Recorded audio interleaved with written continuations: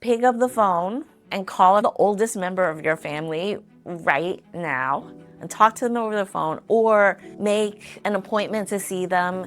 You're not going to want to later regret that you did not ask those questions. So start now. I'm Ava Chin. I am a professor of creative nonfiction here at the Graduate Center.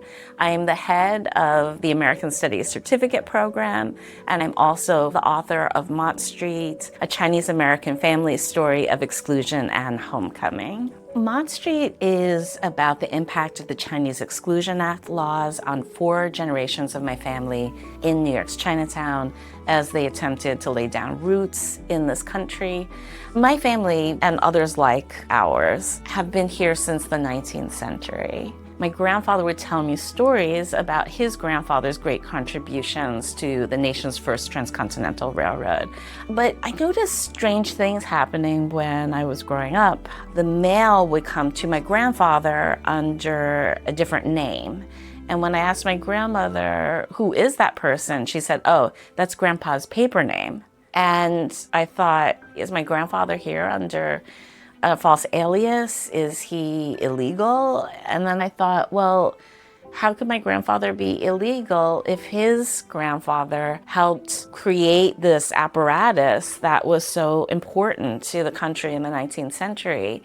And when I looked at the official photograph that the railroad company produced showing the completion of the railroad, and I saw not a single Chinese face staring back at me, I knew that there was something wrong, and I knew that there were important stories that needed to be told.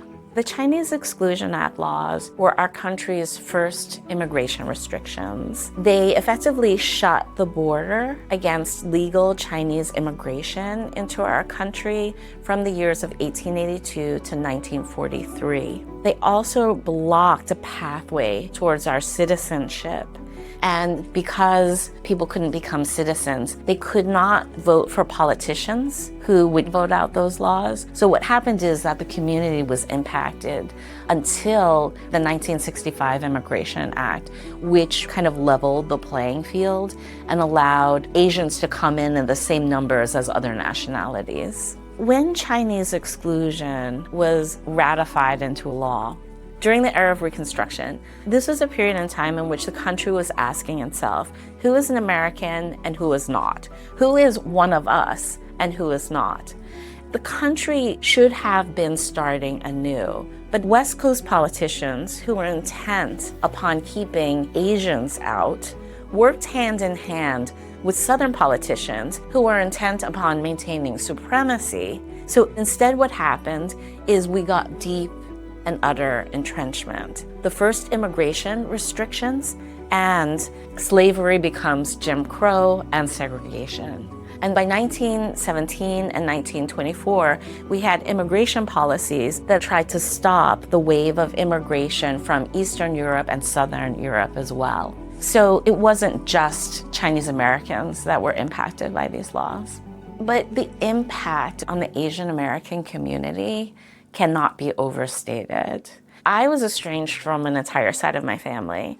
And part of the impetus for writing this book was because I always wanted to understand who this family was. I was an undergrad at Queens College. I was inspired by reading Maxine Hong Kingston and her stories of her family.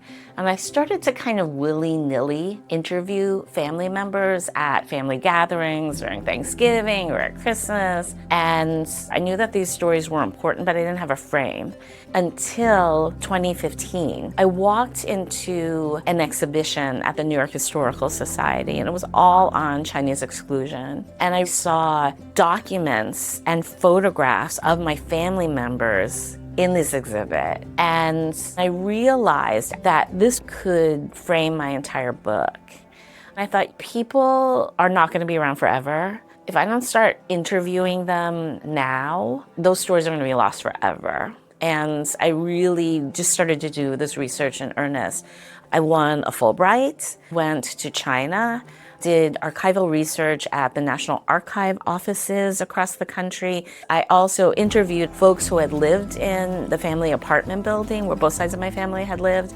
And the grandfather that I never met had actually left his archives and an oral history at the Chinatown History Project, now known as the Museum of Chinese in America, I realized that he also wanted these stories to be told so that future family members like myself could discover them.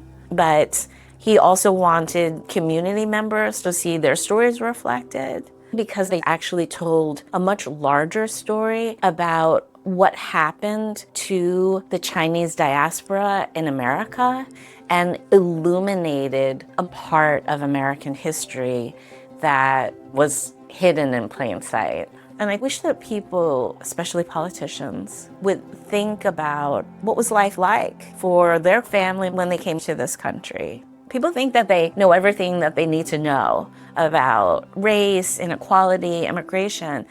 But I think memoirs are incredibly effective at bringing out these stories about people who are not famous, people who are not rich, like somebody's grandmother who was someone's daughter.